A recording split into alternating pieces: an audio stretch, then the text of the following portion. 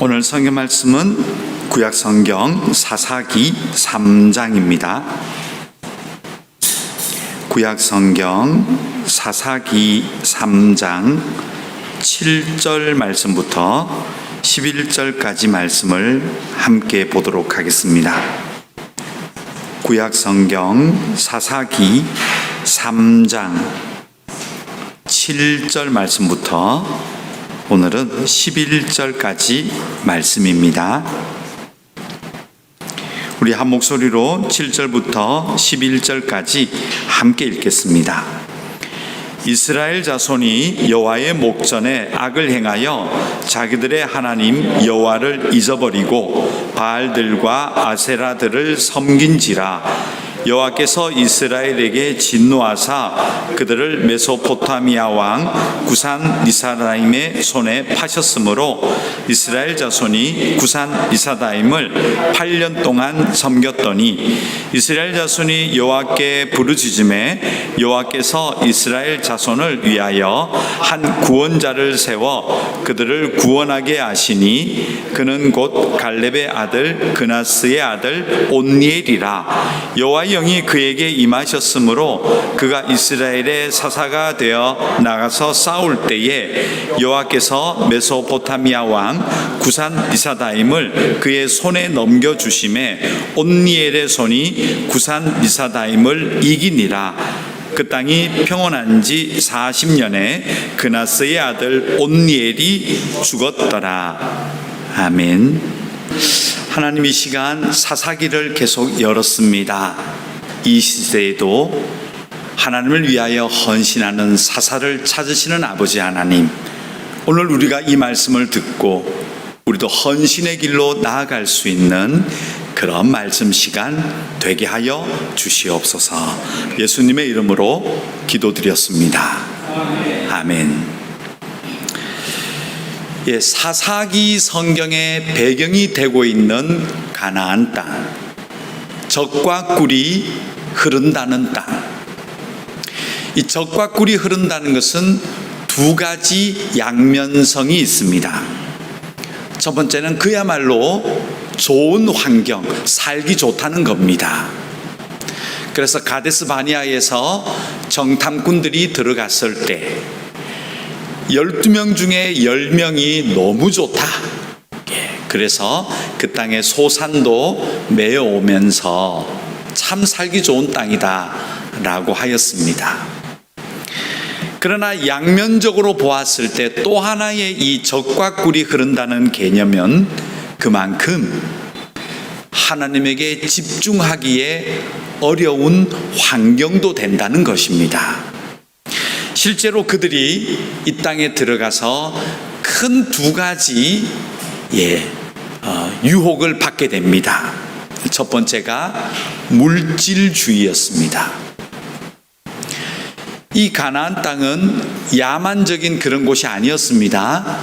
세계 모든 중심지에 있었고 과학과 문명과 또 예술과 또 여러 가지 인간이 가질 수 있는 여러 가지 좋은 것들을 다 가지고 있었습니다. 당연히 이스라엘 백성들이 광야에서 살다가 그 땅에 들어갔을 때는 이거 물질만 가지면 무엇이든지 할 수 있겠구나, 하지 못하는 것이 없겠구나 라는 물질주의에 이들이 빠지게 되는 것을 볼 수가 있었습니다. 그리고 또 하나는 바로 쾌락입니다. 이것은 아스다롯, 이 여신으로 상징되는 이 쾌락주의는 들어갔더니 그 풍요와 풍부 속에 살아가는 가나안 종족들, 당연히 쾌락을 찾게 되고 아름다움을 찾게 되고 또 이런 것들이 발전을 하여서 결국은 사람의 욕망을, 쾌락을 어떻게 채워 넣을 수 있을 것이냐, 여기에 대해서 고도로 발전하게 됩니다. 그래서 이 두 가지 젖과 꿀이 흐른다는 이곳에 들어간 백성들이 물질주의와 쾌락주의에 빠지게 된 것을 보게 됩니다.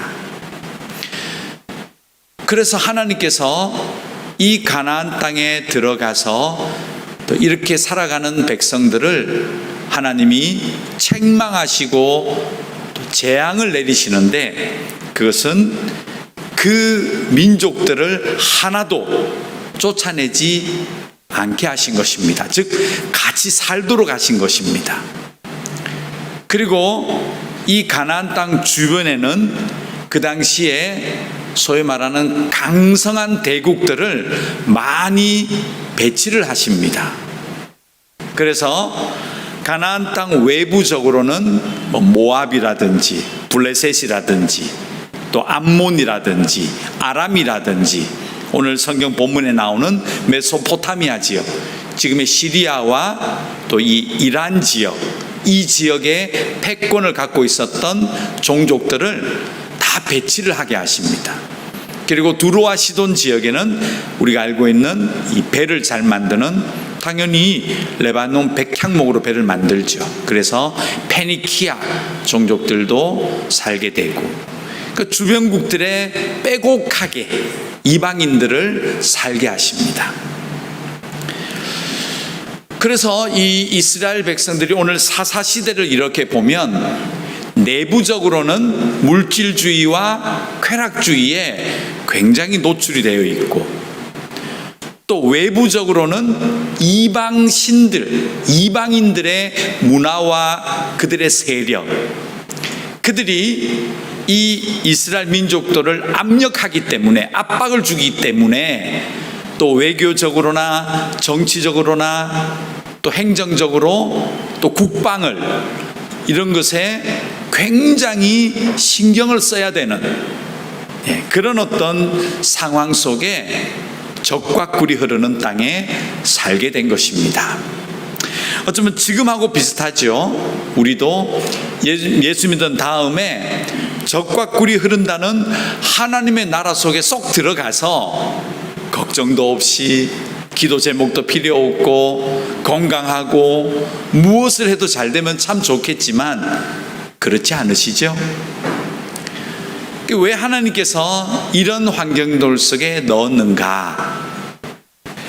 자, 우선은 사사기 2장 2절에서 3절을 먼저 찾겠습니다. 직접 한번 열어보시면 더 좋겠죠. 사사기 2장 2절 3절 보겠습니다. 3절까지 읽습니다. 너희는 이 땅의 주민과 언약을 맺지 말며 그들의 제단들을 헐라하였거늘 너희가 내 목소리를 듣지 아니하였으니 어찌하여 그리하였느냐? 그러므로 내가 또 말하기를 내가 그들을 너희 앞에서 쫓아내지 아니하리니 그들이 너희 옆구리에 가시가 될 것이며 그들의 신들이 너희에게 올무가 되리라 하였노라. 아멘. 자, 이 두 구절에 하나님의 이 안타까움이 들어있죠.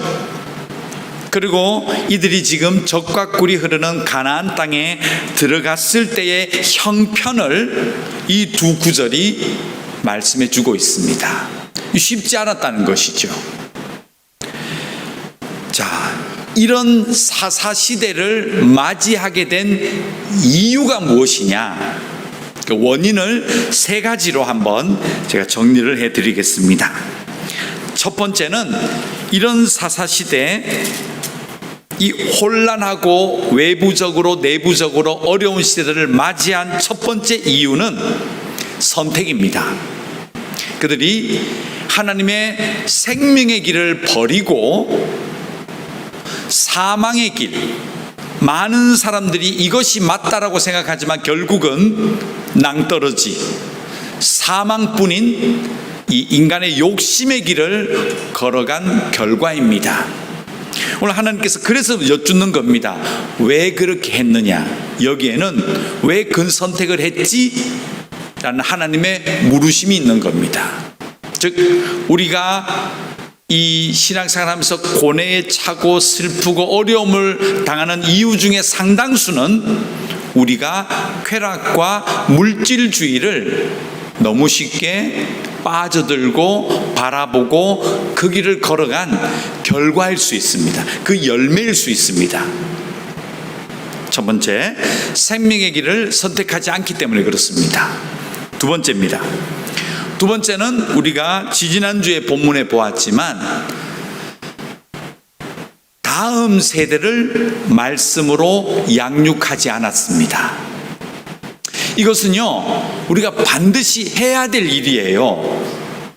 우리의 자녀뿐만 아니라 이 교회가 해야 될 큰 일 중에 하나가 다음 세대를 위하여 말씀을 가르쳐야 됩니다. 그래서 모세가 하나님 나라 가기 전에 신신당부한 게 무엇이냐면 반드시 가나안 땅에 들어갔을 때 다음 세대를 위하여 이 율법책을 떠나지 말게 하고 주야로 그것을 묵상하여 실천하게 해야 된다. 왜냐하면 이 율법이라는 것은 지키면 좋고 안 지키면 그만이고가 아니고 죽느냐 사느냐의 문제다. 심지어는 노래까지 만들자, 민요를 만들어서 구전가요를 만들어서 아예 의식 속에 넣어주자. 신명기 32장 1절과 43절. 여러분 정말 이 성경 구절은요 자주 보세요. 괜찮아요. 자주 보세요. 예, 여러분 자녀들에게도 읽든지 안 읽든지 좀 이렇게 쪽지로 해서 좀 보내기도 하시고 한번 읽어봐 천천히. 예, 그렇게 한번 권해보세요. 아무튼 그만큼 다음 세대에 대한 이 걱정과 또 부탁을 모세도 하였고 여호수아도 하였습니다. 나는 생명의 길을 선택하는데 여러분은 어떻게 할 것이냐. 그리고 여호수아가 이 가나안 땅에 들어가서 자기가 110세에 죽을 때까지 여호와의 율법의 말씀을 주야로 묵상하여 그 율법의 말씀을 적용하며 살았습니다. 이제 자기가 눈을 감기 전에 다음 세대도 그랬으면 좋겠다라고 간곡하게 부탁한 내용들이 여호수아서 또 모세의 신명기 이런 구절에 잔뜩 들어 있습니다. 그런데 이 사사시대 때는 다음 세대를 위하여 가르치지 않았습니다. 자기 살기 바빴고 쾌락을 쫓아가기 바빴고, 그 물질주의는요 부모 자식도 없더라고요. 그렇게 이기적이니까 전달이 되겠습니까? 쾌락주의에 빠져서 그런 것을 추구하는데 어떻게 말씀을 듣겠냐고요. 어떻게 묵상하겠냐고요. 우리가 오늘날 한국 교회도 조금 이런 면이 있지 않은가, 이 말씀을 준비하면서 한번 생각해 보았습니다. 이 두 가지의 물질주의와 쾌락주의는 이것은 가족도 없더라고요. 오로지 자신밖에 없더라고요. 그러니 다음 세대를 위하여 전혀 준비하지 않았다는 것이죠. 이것이 사사시대를 살아갈 수밖에 없는 그 옆구리의 가시가 되고 길의 올무, 유혹거리라는 거죠. 그런 슬픔과 아픔과 괴로움의 신앙생활의 길을 걸어갈 수밖에 없었던 이 시대의 원인이었습니다. 그리고 세 번째는 하나님께서 비록 이들이 그 이방 민족들과 단절하지 않고 쫓아내지 않고, 그래서 그들 속에 하나님께서 내가 다시는 쫓아내지 않고 이들을 통해서 너희들을 다시금 내가 훈련시키겠다 이렇게 다짐하시죠. 하나님이 훈련하시겠다 그러면 긴장하셔야 됩니다. 정말 무섭습니다. 제대로 훈련받습니다. 그렇게 하겠다고 하셨어요. 그런데 여기에는 하나님의 놀라운 섭리의 목적이 하나 들어 있습니다. 그것은 무엇인가 하면 이 쫓아내지 않은 가나안, 내부적인 가나안 7족속, 그리고 주변의 초강대 국가들, 그들과 가나안 땅에 살고 있는 이스라엘 사람들이 섞여서 살 수밖에 없는 이 구도 속에 하나님의 섭리 중에 하나는 복음을 전하는 겁니다. 그들에게 상호, 그것이 전쟁이건 혹은 사랑의 관계든 경제이든 또 자연재해로 말미암아 그들과 교류할 수밖에 없는 그 상황 속에 놓였던 하나님은 그 일을 통하여 세계 모든 민족에게 하나님의 빛을 비춰주시고자 하시는, 만인을 사랑하시는 하나님의 섭리가 사실은 이 사사시대에 들어있습니다. 그래서 이 세 가지 목적으로, 세 가지 원인으로 이 사사기서가 형성이 되어진 것입니다. 여러분 잘 기억하셨으면 좋겠습니다. 자, 그러나 하나님은 이 사사시대가 하나님이 원하시는 게 아니에요. 이렇게 살아가는 것이 이 하나님의 본심이 아닌 것을 제가 지난주에 예레미야 애가를 통해서 말씀드렸습니다.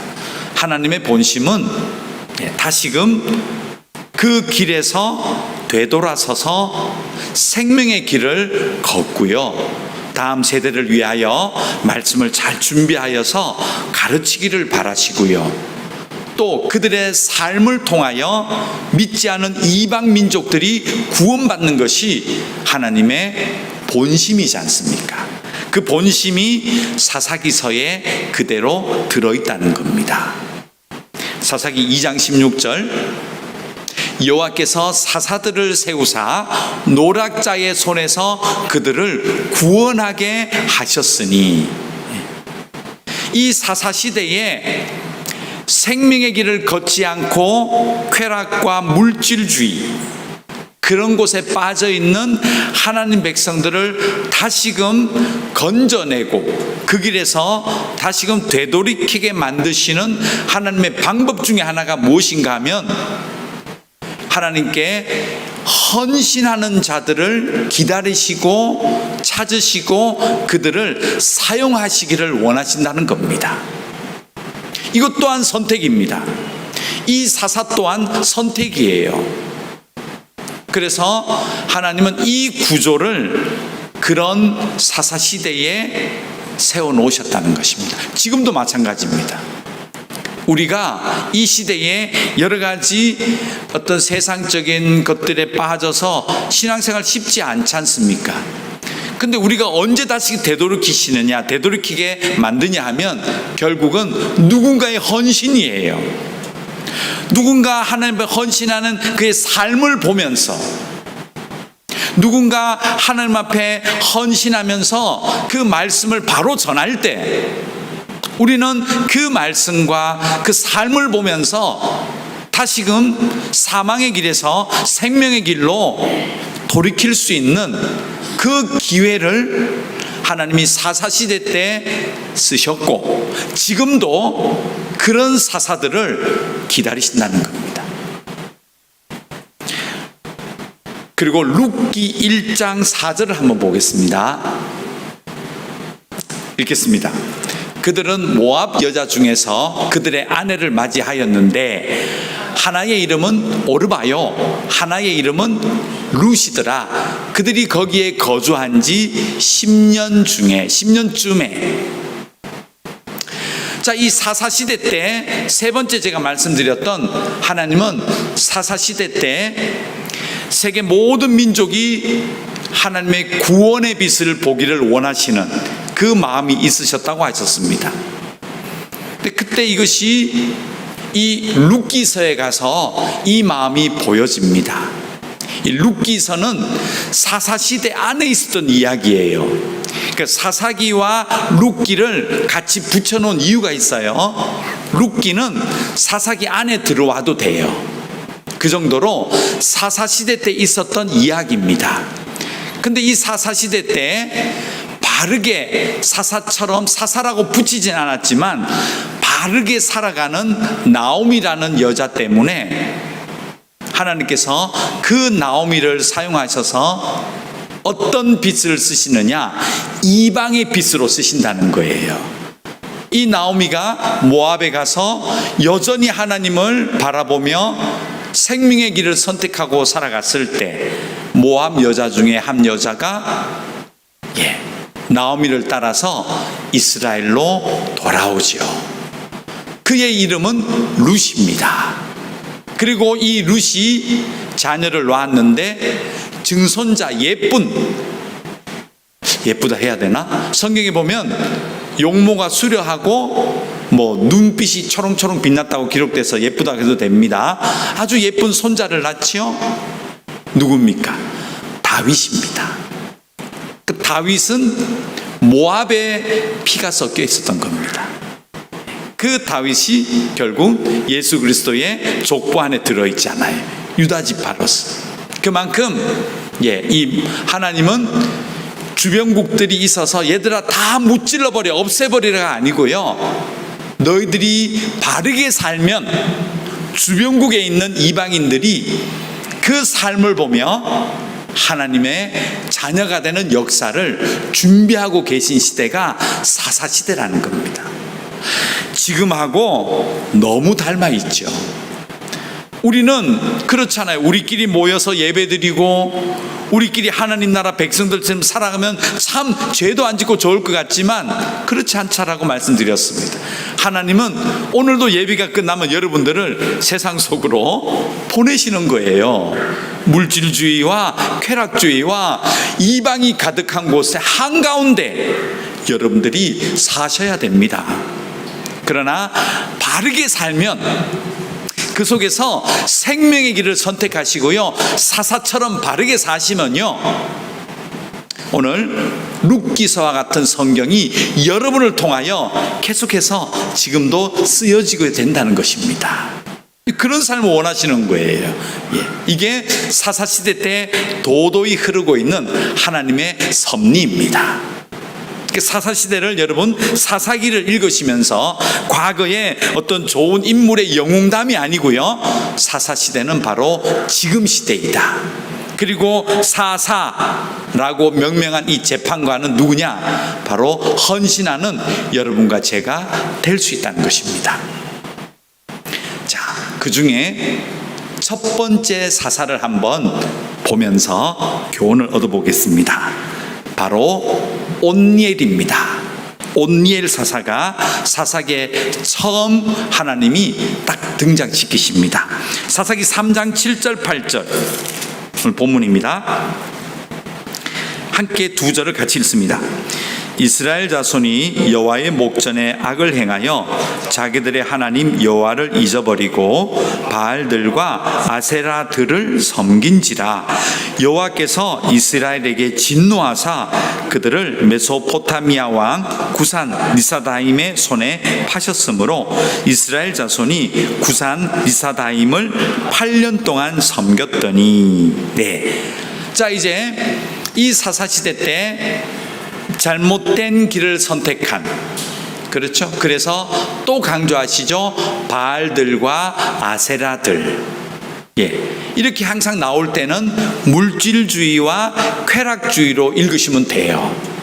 그래서 바알, 옛날의 신 이렇게 생각하지 마시고요, 지금도 이 두 가지는 가장 인류가 인간이 발전하면요 빠져들기 가장 쉬운 범죄가 물질과 쾌락입니다. 어쩔 수 없습니다. 성경에 너무 많이 나오고 지금도 사실은 이 두 가지가 대부분의 문제의 원인이잖아요. 낯설지가 않죠. 그래서 그렇게 읽으시면 됩니다. 그래서 이렇게 했을 때 하나님께서 이제 아까 제가 말씀드렸던 세 가지 원인과 하나님의 섭리를 대입해 보면, 하나님께서 이제 이 하나님을 바른 길을 떠나지 않은 이들에게, 또 생명의 길을 선택하지 않은 이들에게 되돌리게끔 하시기 위하여 하나님이 어려움을 주시기 시작하는데, 바로 메소포타미아 지역, 이스라엘 지금 정방향에 봤을 때 위쪽 북쪽 지역에 있는 민족들을 하나님이 이스라엘로 끌고 오세요. 그때 그 왕 이름이 구산 리사다임입니다. 이 사람 세력들을 끌고 온 거예요. 무려 8년 동안 이스라엘들 사람들에게 와서 괴롭혔던 것 같습니다. 형태는 모르겠지만 아무래도 그 당시로 올라가 보면 그들의 어떤 세력으로 위협을 하고 조공을 받아내고 아마 그랬던 것으로 보입니다. 그러니까 이들이 수탈을 해가니까 많이 괴로웠고 또 힘들었던 것 같습니다. 자, 그때 우리 하나님께서 이제 이런 상황 속에 한 명의 사사를 찾아내세요. 그 사사가 바로 온니엘이라는 것입니다. 읽습니다. 이번에는 여호수아로 한번 가봅니다. 여호수아 14장 12절. 여호수아서를 좀 열으셔야 됩니다. 이 온니엘을 찾아가기 위해서는요. 여호수아서 14장 12절 같이 읽겠습니다. 그날에 여호와께서 말씀하신 이 산지를 지금 내게 주소서. 당신도 그날에 들으셨거니와 그곳에는 아낙 사람이 있고 그 성읍들은 크고 견고할지라도 여호와께서 나와 함께 하시면 내가 여호와께서 말씀하신 대로 그들을 쫓아내리이다 하니. 아멘. 여러분, 이 이야기는 누구의 이야기입니까? 바로 갈렙이 얘기한 겁니다. 갈렙. 이 갈렙은 가데스 바네아에서 하나님께 책망받지 않고 우리 밥이다, 들어가도 된다 했던 유다 지파의 대표입니다. 갈렙. 그렇죠? 그리고 여호수아. 그리고 이들이 가나안 땅에 들어가서 땅을 정복할 때 이 갈렙은 용장이었습니다. 아주 전투를 잘하고 든든한 지도자였습니다. 근데 그가 들어가서 이제 그 지역 가나안 족속들과 싸워서 하나하나 쳐서 이겨나갑니다. 그리고 14절 가봅니다. 내려가면 됩니다. 또 같이 읽어볼까요? 헤브론이 그니스 사람 여분네의 아들 갈렙의 기업이 되어 오늘까지 이르렀으니 이는 그가 이스라엘의 하나님 여호와를 온전히 쫓았습니다. 아멘. 자, 가데스 바니아에 정탐 들어갈 때 갈렙이 40이었습니다. 나이가요. 그리고 광야를 얼마 동안 돌지요? 40년을 광야 생활하죠. 그리고 가나안 땅에 들어가요. 그리고 여호수아가 지도해서 정복 전쟁을 하나하나씩 해나가는데 이 갈렙이 이제 헤브론이 굉장히 강력한 성읍이었어요. 근데 그만큼 이 헤브론 지역이 요충지였고 전략적으로 굉장히 좋았던 곳 같습니다. 근데 여기를 갈렙이 쳐들어가서 차지합니다. 근데 이때 나이가 85세였습니다. 85세. 그 시간 동안 이 갈렙은 오늘 14절 하반절에 봤더니 이스라엘의 하나님 여호와를 온전히 쫓았습니다. 그는 이미 가데스 시내산에서부터 하나님의 율법의 말씀을 듣고 그 말씀을 지키고자 하였고 온전히 따라간 사람이었습니다. 그랬더니 그 눈에 가데스 바네아에서 들어갔을 때 가나안 땅을 그때 정탐했을 때도 그는 어떻게 생각하냐면 하나님이 함께 하시면 저들은 밥입니다. 아무것도 우리를 막을 수가 없습니다 라고 했던 그 믿음이 어디서 나왔느냐? 하나님의 생명의 길을 계속 걸어갔다는 겁니다. 그리고 광야길을 가면서도 그는 늘 생명의 길을 온전히 걸어갔고 가나안 땅에 들어가서도 그는 변하지 않았고 그리고 헤브론을 치면서 온갖 전쟁 속에서도 그는 한 번도 실망하거나 하나님의 빗나가는 그 화려한 것을 보면서 취하고자 하지 않았고 그가 명예 때문에 자기 이름을 내고 그렇게 하지 않았다는 거예요. 그래서 성경 여호수아는 그를 끝까지 하나님을 온전히 쫓은 사람이었다라고 갈렙을 기록해 놓은 겁니다. 이 갈렙의 용맹과 갈렙의 열심과 갈렙의 온전히 하나님을 쫓아가는 이 삶, 그의 가문에 그대로 전달됩니다. 이 갈렙의 막내 동생의 아들이 바로 온니엘입니다.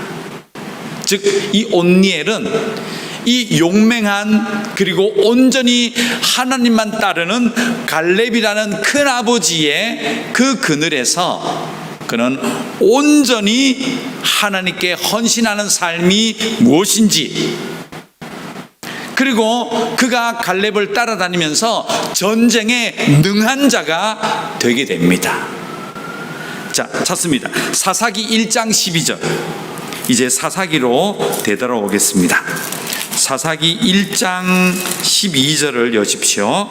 읽습니다. 갈렙이 말하기를 기럇 세벨을 쳐서 그것을 점령하는 자에게는 내 딸 악사를 아내로 주리라 하였더니, 갈렙이 이제는 나이가 많아요. 80이 넘기 때문에 자기가 직접 칼 들고 전쟁터에 나갈 수 있기에는 기력이 많이 쇠했습니다. 그러나 그 마음은 온전히 하나님을 따르는 마음은 변함이 없었을 것 같습니다. 그래서 이제 자기가 자기를 대신하여 이 하나님의 전쟁, 정복 전쟁을 하게 하는 이 일을 자기가 공포를 하죠. 누가 갈 것이냐. 만일 이 일을 잘하면 내 딸 악사를 아내로 주겠다. 예, 굉장히 인물이 좋았던 것 같습니다. 그러니까 이 동기가 생겼던 것 같아요. 장군들이. 이때 일어난 장군이 바로 13절입니다. 갈렙의 아우 그나스의 아들인 온니엘이 그것을 점령하였으므로 갈렙이 그의 딸 악사를 그에게 아내로 주었더라. 즉 온니엘은 자기의 조카이잖아요. 악사는 자기의 딸이잖아요. 둘이 사촌지간에 결혼을 하게 된 겁니다. 이건 뭐 그 당시에 있었던 아주 흔한 결혼 풍습이었죠. 즉 이 갈렙의 가문 안에서 잘 자란 그의 딸 악사, 그리고 그 집안에서 어려서부터 큰아버지를 따라 전쟁터를 누비며 온전히 하나님의 뜻을 찾아가는, 걸어가는 이 큰아버지의 삶을 보고 자란 온니엘이 서로 결혼한 겁니다. 근데 이 다음 구절도 재밌는, 제가 시간이 없어서 빼버렸습니다만 이 다음 구절 한번 보세요. 이 악사가 굉장히 지혜롭습니다. 그리고 살림꾼입니다. 그리고 예의가 되게 바릅니다. 성경은 이 아버지, 친정아버지 되는 갈렙에게 자기가 앞으로 살아야 되니까 이 가정을 꾸리기 위하여 재산 필요한 것을 달라고 이 아버지 갈렙에게 얘기하는 이 구절을 적어놨는데요, 굉장히 예의가 발라요. 탁 말에서 내려서 그 아빠에게 가서 정중하게, 제가 남방으로 가야 되는데요, 우리가 이 남방에 갔을 때 앞으로 이것을 간조한 땅입니다. 광야입니다. 물이 필요한데요, 아빠 좀 주세요. 저희들이 살아보겠습니다. 아빠가 굉장히 기분 좋았던 것 같아요. 그래? 윗셈도 주고 아랫셈도 주고 더 많이 줬어요. 예. 그만큼 이 악사의 지혜, 그리고 이 두 부부가 온전히 하나님의 길을 걸었으므로 갈렙도 두 사람을 굉장히 좋아했습니다. 그리고 그들에게 점령한 땅 남방에 가서 잘 살 수 있도록 물길도 주고 두 사람을 축복해서 보내요. 바로 그 사람이 이 하나님의 이 암흑기 같은 사사시대 때 일어났던 첫 번째 사사 온니엘입니다. 자, 이 온니엘의 입장에서 한번 보면 바로 그 구산 리사다임이 이방의 왕이 와서 하나님 백성을 괴롭혔을 때 이 온니엘과 악사가 생각한 것이 무엇이었겠습니까? 그들 눈에는 왜 이런 일을 당했는지, 하나님의 길을 떠나버린 이스라엘 민족의 죄악들이 보였을 것이고, 당연히 그 마음속에 다시금 하나님의 길을 걸으면 하나님이 그 모든 문제를 해결해 주셨던 그 경험들이 이 온니엘과 악사를 헌신하게 만들기 시작합니다. 그래서 자기가 잘할 수 있는 것이 전쟁이었잖아요.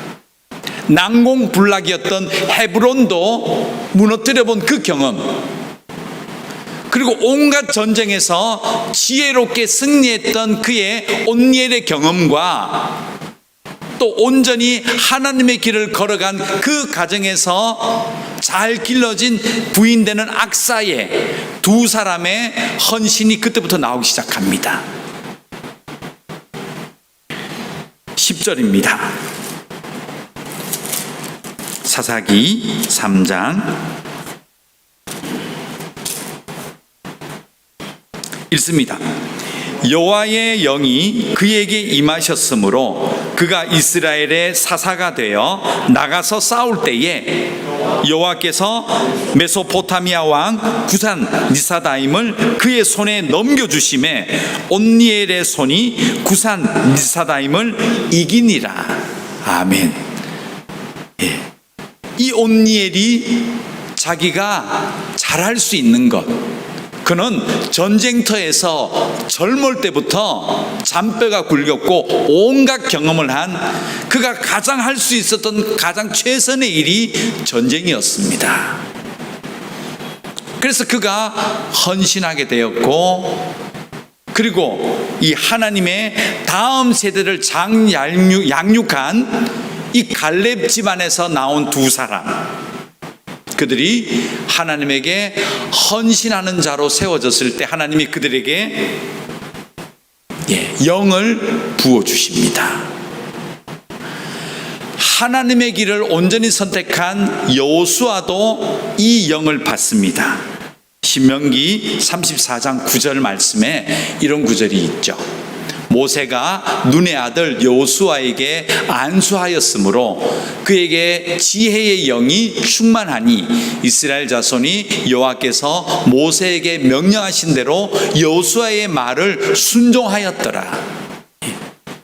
모세가 여호수아에게 안수했더니 이제 앞으로 이 여호수아도 온전히 가데스 바네아에서부터 온전히 하나님의 말씀의 길을 걷고 그가 새로운 지도자가 되어서 내가 일을 하겠습니다라고 헌신했더니 지혜의 영 호크마, 루아흐 호크마가 그에게 임했다는 거예요. 루아흐 성령이죠. 그리고 호크마 지혜가 여호수아에게 임합니다.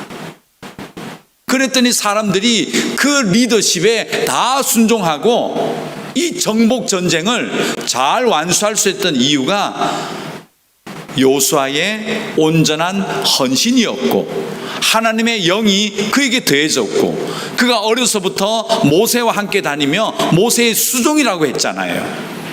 그래서 그가 할 수 있는 것은 모세처럼 리더십을 발휘하는 겁니다. 그 리더십을 잘 배워서 자기가 할 수 있는 것으로 하나님께 쓰임받는 사사가 된 겁니다. 온니엘이 바로 그랬다는 겁니다. 그런데 온니엘의 위대함은 하나 더 있습니다. 11절입니다. 읽어보겠습니다. 그 땅이 평온한 지 40년에 그나스의 아들 온니엘이 죽었더라. 여러분, 이 기록은 굉장히 중요하고 의미 있는 기록입니다. 온니엘이 하나님의 이 헌신하고 사사가 되어서 구산 니사다임을 이겨내고 그리고 이스라엘 민족에게 여러분 이렇게 살아서 안 됩니다. 바알과 아세라들을 다 무찔러 버려버리고 다시금 생명길로 사셔야 됩니다. 여호와의 율법의 말씀을 묵상하면서 살아야 됩니다. 그렇게 몇 년을 외쳤다는 겁니까? 40년을 외쳤다는 것이죠. 근데 하나님은 이렇게 기록해요. 그 40년 동안 샬롬이었다는 거예요. 평안의 시대였다는 겁니다. 즉 40년 동안 온니엘은 뭐 하지 않았다는 겁니까? 변하지 않았다는 겁니다. 갈렙이 80년 동안 온전히 여호와를 쫓았더라. 생명의 길을 포기하지 않고 끝까지 걸어간 그 갈렙처럼 온니엘도 이 40년 동안 한번 이겼다고 자기가 승리했다고 그게 자만했거나 또 이제 내 가정생활을 해야 되겠다 하지 않았고요. 끝까지 그 하나님께 헌신하는 그 헌신의 마음이 죽을 때까지 온니엘은 변하지 않았다는 거예요. 이 영향력이 주변에 평안, 샬롬의 시대를 열어주었다라고 기록합니다. 이것이 왜 귀하냐? 죽을 때까지 이 샬롬의 시대라고 쓴 사사가 4명밖에 없습니다. 사사기에는 12명의 사사가 나옵니다. 여러분 아시는 삼손, 드보라, 그리고 기드온, 야엘 많이 나오죠. 입다, 예훗. 그런데 그가 죽을 때까지 평온하였더라 라고 한 사사는 4명뿐입니다. 한번 찾아보십시오. 그 이야기는 이 사사들은 죽을 때까지 하나님의 길을 걸어갔다는 거예요. 왜 기록했을까요? 쉽지 않기 때문에 그렇습니다. 변질되거든요. 헌신은 약해지거든요. 사사기는 또 그것도 보여줘요. 우리가 끊임없이 하나님에게 헌신하지 않으면 인간은 쉽게 중간에 여러 가지 유혹과 어려움과 도전으로 말미암아 헌신이 약해지거나 버려지기도 합니다. 사울왕도 마찬가지였죠. 그러니까 변절돼 버리잖아요. 샬롬의 시대가 아니잖아요. 근데 끝까지 하나님의 길을 쫓으면 그로 말미암아 샬롬, 주변이 하나님의 빛으로 빛나게 된다. 그 교훈을 사사기서는 또 우리에게 하나 던져주고 있는 내용이 3장 11절입니다. 변하지 마십시오. 그리고 예배 때마다 사랑하는 성도 여러분, 헌신하십시오. 우리가 일주일에 한 번 이 예배 기회가 얼마나 좋은 기회인지 모릅니다. 우리가 우리의 이 땅의 생명이 다할 때까지 변하지 아니하고 하나님의 사사가 되어서 하나님과 함께 할 때는 여러분의 그 헌신으로 말미암아 여러분의 주변이 평안하더라, 평온하더라, 하나님의 빛이 편만히 펼쳐지고 있더라. 그 기록이 사사기 3장 11절입니다. 여러분, 이 이야기는 예수님께서 잘 한번 정리해 주신 적이 있습니다. 마지막 구절 찾습니다. 마태복음 24장입니다. 마지막 구절입니다. 마태복음 24장 45절입니다. 마태복음 24장 45절 46절까지 읽겠습니다. 마태복음 24장 45, 46절입니다. 함께 읽겠습니다. 충성되고 지혜 있는 종이 되어 주인에게 그 집 사람들을 맡아 때를 따라 양식을 나눠줄 자가 누구냐? 주인이 올 때에 그 종이 이렇게 하는 것을 보면 그 종이 복이 있으리로다. 아멘. 예수님께서요, 이 시대에 찾으시는 일꾼, 사사의 모양을 예수님이 잘 정리해 주신 구절입니다. 오늘 이 온니엘과 이 구절을 대입해 보면 딱 맞습니다. 먼저 45절을 보면 충성되고 지혜 있는 종, 그렇죠? 충성되어져야 되고 지혜가 있어야 된다. 충성은 변하지 않는 온전한 마음이죠. 지혜는 기술이에요. 여러분, 그래서 하나님에게 헌신하는 자들은요, 여러분이 잘하는 분야의 기술을 극도로 발전시키셔야 돼요. 게으르시면 안 돼요. 무슨 직업이든지 무슨 기술이든지 중요하지 않아요. 중요한 것은 지혜롭게 그 기술을 개발하십시오. 부지런하셔야 되는 거죠. 계속 공부하시고 연구하셔야 되는 겁니다. 그리고요, 오늘 이 비유에서는 예수님은 그 당시에 그 집에 있던 노예 얘기를, 하인, 종 얘기를 하시는 거예요. 이 종이 자기가 맡은 일을 변하지 않고 하는 겁니다. 그리고 자기가 할 수 있는 일을 잘 하는데 어떤 지혜입니까? 이 종의 지혜는 그 집 사람들을 맡아서요, 때를 따라 양식을 나눠줄 자. 이 종은요, 무엇을 잘 보는 종이냐 하면 때를 분별하는 겁니다. 언제 필요하지? 우리가 하나님 앞에 헌신할 때는요, 내가 내 기술로 나의 재능과 나의 어떤 물질로 딱 헌신할 때를 발견해 내셔야 되는 겁니다. 이게 여러분, 우리가 하나님의 생명의 길을 온전히 걸어가고 하나님의 헌신하다 보면요, 내가 헌신할 때를 보시게 된다는 거예요. 그때 철저하게 헌신하셔야 돼요. 그때 게으르시면 안 돼요. 예. 근데 그때가 언제인지 저도 몰라요. 그러나 여러분의 재능과 여러분의 달란트, 온니엘을 봤을 때는 온니엘이 이제 남방으로 헤브론도 무찌르고 또 그 지역을 불화받아서 윗셈 아랫셈 다 얻어가지고 예쁜 부인도 얻고 뭐 자녀도 낳아요. 그렇게 살아갔는데 참 좋겠는데 자기의 이 전쟁의 기술을 언제 씁니까? 구산 리사다임이 이스라엘 하나님 백성을 괴롭히며 엉터리 같은 그런 종교들을 강요하고 많은 이스라엘 하나님 백성들을 넘어뜨리고 있을 때, 이때 나의 전쟁의 기술을 써야 되겠구나. 그때 사사가 된 겁니다. 그 모든 것들을 내려놓고 자기가 갖고 있는 재능들을 발휘하여서 그때 8년째 되던 때 그가 나섰다, 이 얘기잖아요. 더 이상 못 참겠다. 더 이상 놔뒀다가는 우리가 이 메소포타미아의 문화들, 그리고 저들의 압제 속에 이스라엘이 완전히 무너지겠구나, 안 되겠구나 해서 일어났다는 얘기예요. 하나님이 이번에 8년, 이번에 20년 이렇게 한 게 아니에요. 그 8년의 시간 더 놔뒀다가는 구산 리사다임의 이 영향력을 막을 수가 없겠구나라고 온니엘이 판단했던 겁니다. 사랑하는 성도 여러분, 여러분이 언제 하나님 앞에 헌신해야 될지를 아는 것 굉장히 중요합니다. 그 때를 잘 보셔야 됩니다. 이때 나의 재능과 나의 수고가 필요하겠구나, 그때 쓰셔야 되는 겁니다. 그게 온니엘이었습니다. 그리고 46절 보십시오. 그 일을 언제까지 했다는 겁니까?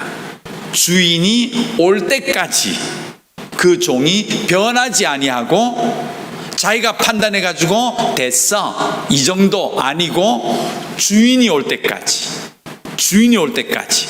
자기가 그 일을 계속 했다는 거예요. 변하지 아니하고. 오늘 온니엘이 40년 동안 더 살면서 그는 하나님 앞에 그 헌신의 마음을 계속 드렸던 겁니다. 그랬더니 평안의 시대가 왔다. 똑같지 않습니까? 주인이 올 때에 그 종이 이렇게 하는 것을 보면 그 종이 너무 기뻐서 열매로 갚아주겠다. 오늘 예수님께서 이 사사시대를 잘 정리해 주신 겁니다. 오늘 말씀에 정리해 보겠습니다. 사랑하는 여러분, 우리도 사사시대와 똑같은 시대를 살아갑니다. 하나님은 지금도 자기의 재능을 드리며 여호와의 길을 선택한 사사를 기다리고 계십니다. 여러분의 헌신이 언제 어디에 필요한지 잘 살펴보십시오. 그때와 그 장소가 여러분 눈에 들어왔다면 헌신하십시오. 여러분의 재능을 하나님을 위하여 사용하십시오. 언제까지요? 여러분의 생명이 닿을 때까지 변하지 않으시고요, 그 길을 걸어가십시오. 우리 하나님께서 여러분의 삶을 통하여 여러분 주변을 평안하게 하실 것이고, 여러분의 헌신을 통하여 믿지 않는 자들에게 복음을 전파하고 계실 것입니다. 사사는 바로 여러분과 제가 될 수 있습니다. 기도하겠습니다. 하나님 감사합니다. 온니엘 사사를 보여주셔서 감사합니다. 우리도 초지일관 변하지 않고 하나님의 생명의 길을 걷게 하시고, 또 때에 따라서는 나에게 주신 것들을 드려서 헌신하게 하시고, 그리고 최선을 다하여 하나님의 빛을 나타낼 수 있는 우리 모두가 사사가 되게 하여 주시옵소서. 예수님의 이름으로 기도드렸습니다. 아멘.